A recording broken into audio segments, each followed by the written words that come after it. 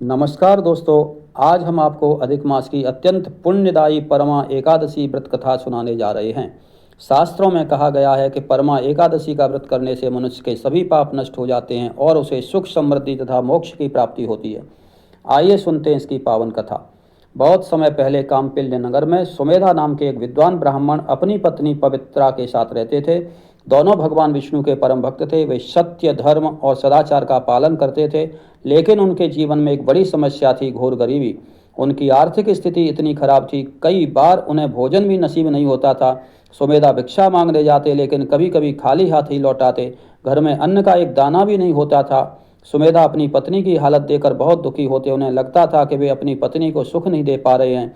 एक दिन उन्होंने पवित्रा से कहा, मैं किसी दूसरे नगर में जाकर धन कमाने का प्रयास करता हूँ, शायद वहाँ मुझे कोई काम मिल जाए और हमारी गरीबी दूर हो जाए। यह सुनकर पवित्रा ने विनम्रता से कहा, हे स्वामी, मनुष्य को वही प्राप्त होता है जो उसके भाग्य और कर्मों में लिखा होता है। यदि भगवान की इच्छा होगी तो यहीं रहते हुए भी हमें सुख मिलेगा। मैं आपसे दूर नहीं रहना चाहती। हमें भगवान विष्णु पर विश्वास रखना चाहिए। पत्नी की बात सुनकर सुमेधा ने दूसरे नगर जाने का विचार त्याग दिया। कुछ समय बाद उनके घर महर्षि कौंडिन्य पधारे। दोनों पति पत्नी ने बड़ी श्रद्धा से ऋषि का स्वागत किया। घर में कुछ भी नहीं था, फिर भी उन्होंने यथाशक्ति उनकी सेवा की। उनकी भक्ति और विनम्रता देख करके महर्षि कौंडिन्य बहुत प्रसन्न हुए। पवित्रा ने हाथ जोड़कर कहा, हे मुनिवर, कृपा करके ऐसा कोई उपाय बताइए जिससे हमारी गरीबी दूर हो जाए और हम भगवान की कृपा प्राप्त कर सकें। महर्षि ने कहा, हे पुत्री, अधिक मास के कृष्ण पक्ष में आने वाली परमा एकादशी का व्रत अत्यंत फलदायी माना गया है। जो व्यक्ति श्रद्धा और भक्ति से इस व्रत का करता है, उसके सभी दुख दूर हो जाते हैं। भगवान विष्णु उस पर विशेष कृपा करते हैं। महर्षि ने उन्हें व्रत की विधि भी बताई। उन्होंने कहा, एकादशी के दिन प्रातः स्नान करके भगवान विष्णु का पूजन करना चाहिए, उपवास रखना चाहिए, भजन कीर्तन करना चाहिए और रात्रि में जागरण करना चाहिए। अगले दिन द्वादशी को ब्राह्मणों को भोजन कराकर व्रत का पारण करना चाहिए।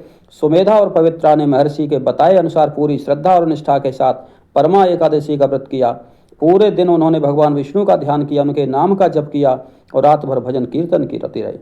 उनकी अटूट भक्ति और विश्वास से भगवान विष्णु अत्यंत प्रसन्न हुए। कुछ ही समय बाद उनके जीवन में चमत्कारिक परिवर्तन आने लगा। उन्हें धन, सम्मान और सुख सुविधाएं प्राप्त होने लगी। उनकी दरिद्रता समाप्त हो गई और उनका घर खुशियों से भर गया। समय बीतता गया। सुमेधा और पवित्रा ने अपना जीवन धर्म, दान और भक्ति में लगाया।